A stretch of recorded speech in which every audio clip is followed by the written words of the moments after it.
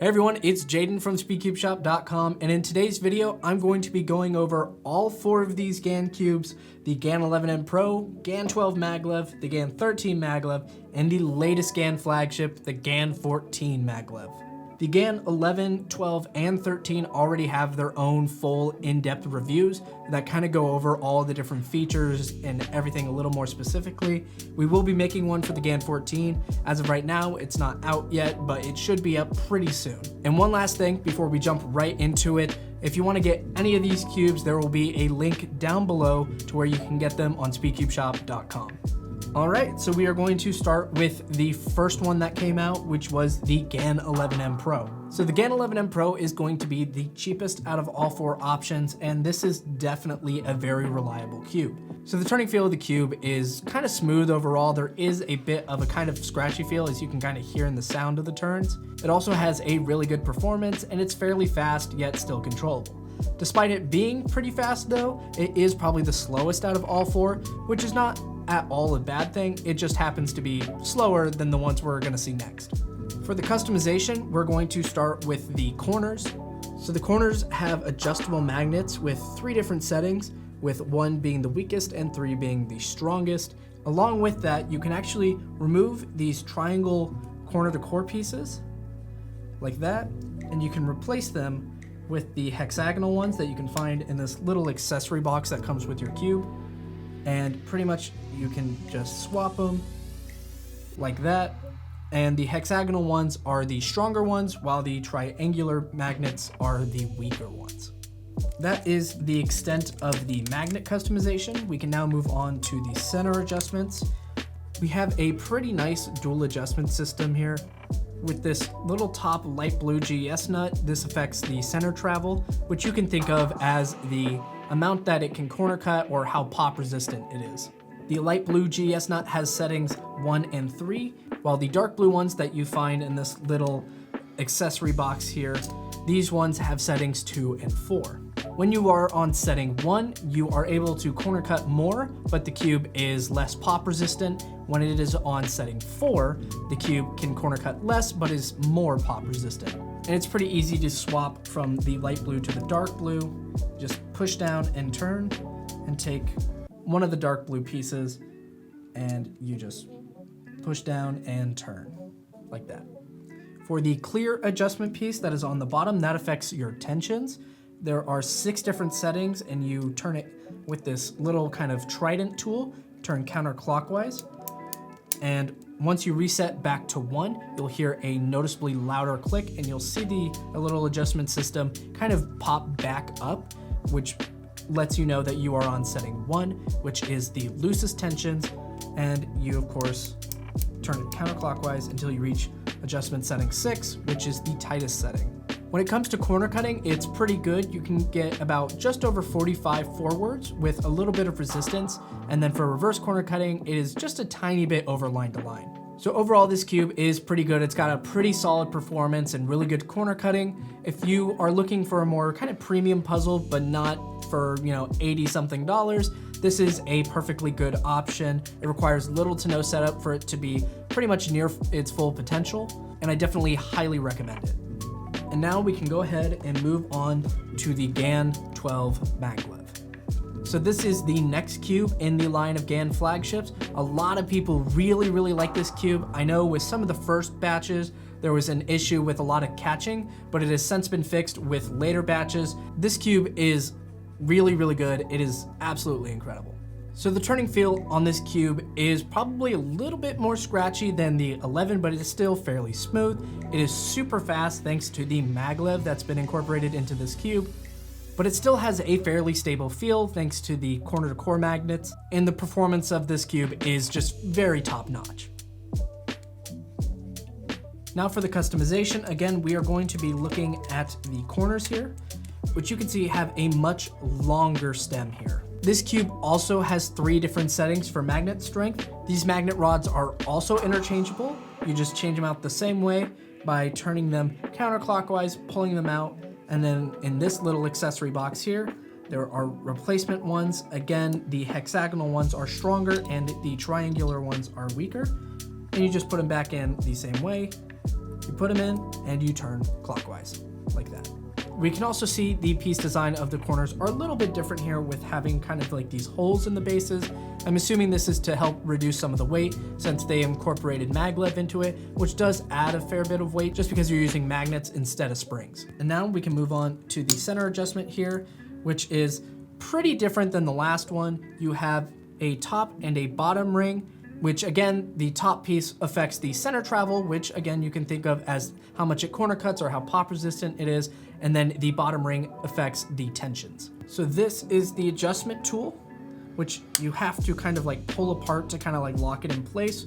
A lot different than the Trident tool because you actually have one side that affects this top ring and then the other side that affects the bottom ring. So for the top ring, there are 6 settings, with setting 1 being the strongest setting, meaning you're gonna have the least amount of corner cutting, but the most amount of pop resistance. And then when you set it to setting 6, which is the weakest setting, you're gonna have the most amount of corner cutting, but the least amount of pop resistance. When the cube is on stock settings, the corner cutting is just slightly better than the 11, where it is just a bit more over 45 when you're cutting forward. And reverse is relatively the same, but again, just slightly better, being able to reverse corner cut just a bit more than line to line. And with that, we can go ahead and move on to the 13.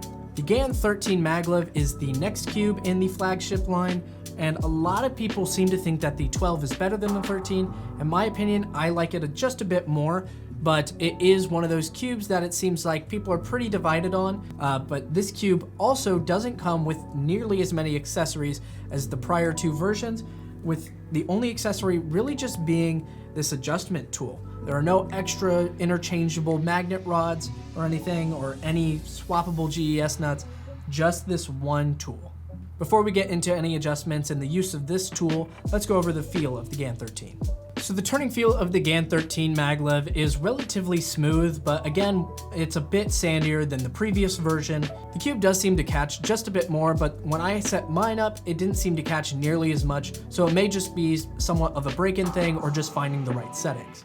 And now we can go ahead and move on to the customizations, which we are going to see the corners now have a new adjustment system here. This time the corner comes with a little dial adjustment system that comes with 6 settings instead of 3. So you take this little almost like SIM card retrieval tool and you put it into the little dial here and you just turn it in the direction of the arrow.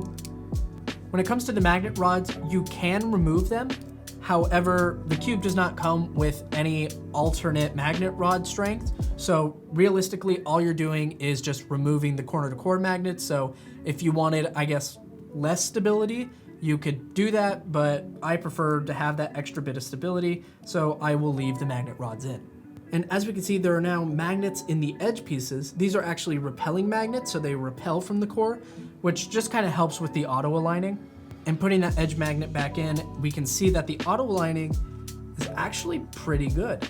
We'll now go ahead and move on to the dual adjustment system in the center pieces here, which has kind of a similar look to the 12, but slightly different. We can see the top ring looks pretty similar to the previous version. This once again will affect the center travel, which is the amount of corner cutting and the amount of pop resistance. And the bottom ring is once again for the tensions, which has 6 settings. And this time, instead of being a ring that you use the little Trident tool for, it actually has kind of like spokes on it that you stick the tool in between and you just turn clockwise. And once again, when the cube is on stock settings, the corner cutting is pretty good. I will say it's pretty much the same as the 12. It doesn't seem to be any better or any worse. It is a bit over 45 with a little resistance and a bit more than line to line for reverse corner cutting. We can now put the 13 away and move on to the GAN 14, the latest in the GAN flagships. Before we get into all the adjustable features and details about this cube, I just want to point out that the cube case here has a detachable bottom with a bunch of different adjustment features. Now that we got that out of the way, let's go over the GAN 14. So the cube's overall performance out of the box is pretty lackluster.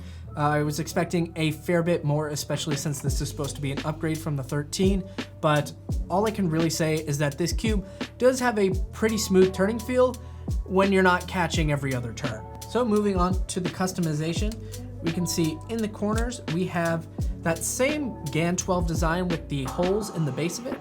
And we can see the adjustment system is pretty much the same, with a little dial in the corner piece along with an arrow telling you which way to turn it. You'll take your little SIM card reader tool and you can just turn it in the direction of the arrow. You can use this blue fire hydrant looking tool to adjust the corner pieces. However, it is not the easiest.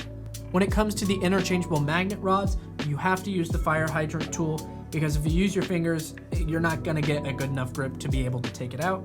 So you take your fire hydrant tool, put it onto the interchangeable magnet rod, you turn it counterclockwise, and you can pull it out just like that. And now, unlike the GAN 11 and the 12, the alternate magnet rods are not actually the stronger ones, these are actually weaker. So the white magnet rods are the stronger ones and the blue ones are the weaker ones. And if you feel like installing the weaker magnets, you just place it inside the little fire hydrant tool and you just guide it into the corner base there, and you just try to kind of push it down. It is a little finicky sometimes, and you just turn it clockwise to lock it in place. Before we move on to the dual adjustment underneath the center caps, we see the new addition of having adjustable edge magnets. So on the edge piece here is a little adjustment system with 3 different settings. 3 is the strongest and 1 is the weakest. Now that we covered that, we can now move on to the dual adjustment system. So once again, we have a top wheel that affects the center travel, and I'm sure you guys can say it with me by now, it affects the corner cutting or the pop resistance. There are 6 settings that you turn clockwise, with setting 1 being the least amount of corner cutting with the most amount of pop resistance, but setting 6 is the most amount of corner cutting with the least amount of pop resistance. And moving on to the bottom ring, once again, this affects the tensions, with setting 1 being the loosest and setting 6 being the tightest. When it comes to the corner cutting, I would say it's probably worse than the 13. It can cut just about 45 with a little resistance, but any more than that and you get pieces popping out. You can reduce the amount it pops by changing the center travel adjustment, but again, you are getting less corner cutting ability. And then for reverse corner cutting, it is about line to line and nothing really more than that. When it comes to the auto aligning, it's roughly around the same as the 13. It's not really amazing, but it's not bad by any means. So overall, the Cube is a little underwhelming just out of the box compared to previous versions. However, it is in no way a bad Cube. It is still a really fast, really good Cube.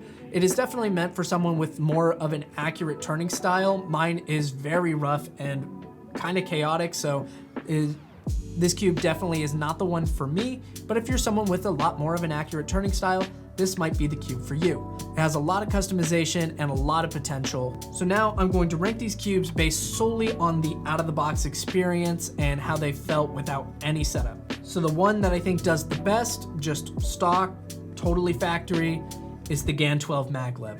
It has a lot of really good customization options, and it is just so good, especially with the Maglev. It's smooth, it's fast, it's controllable, it's stable. For second place, I'm gonna go ahead and give it to the GAN 13 Maglev. This Cube, once again, just has a lot of really good customization options, and the performance out of the box is just really, really good. It does require a little bit of braking because it was kind of catching there at the start, but once it kind of broke in a little bit, it seemed to kind of not really catch anymore. It's a really good Cube, it's fast, it's still pretty stable. I do wish it was a little bit more stable out of the box, but you know, you can only ask for so much. In third place, I'm going to give it to the GAN 11M Pro, which means that fourth place is the GAN 14 Maglev. However, I don't want to say that the 14 is like significantly worse than the 11. I would say they're pretty similar when it comes to the out-of-box experience. The GAN 11M Pro is kind of a bit sluggish compared to the other Cubes here. I really don't think I'd be able to kind of reach my times without absolutely having to set this Cube up. However, with the GAN 14, it is almost too fast, too unstable. I would rather have a Cube that's too fast so I can turn slower than have to put a lot more effort into making each turn like with the GAN 11M Pro. So just because the GAN 11M Pro and the GAN 14 were in last place here doesn't mean they're bad Cubes at all. They're still really good Cubes. They both have their flaws, but they also have a lot of strengths as well. It just so happens that I believe the 12 and the 13 just seem to excel just a bit more than these other two. Now that I've given my ranking on these cubes, go ahead and leave a comment down below letting me know if you agree or if you disagree. And if you do disagree, let me know how you would rank these cubes. And that's pretty much it for this video. If you guys enjoyed, be sure to leave a like and definitely subscribe for more cubing content like this. And be sure to turn notifications on, that way you know when we release our full in-depth review for the GAN 14, which again, should be coming out pretty shortly here. And once again, before we end this video off here, you can get any of these cubes at SpeedCubeShop.com. There will be links down below to each one. Again, that's it for this video. Thank you guys for supporting the shop, and I'll see you guys in the next one. Take care.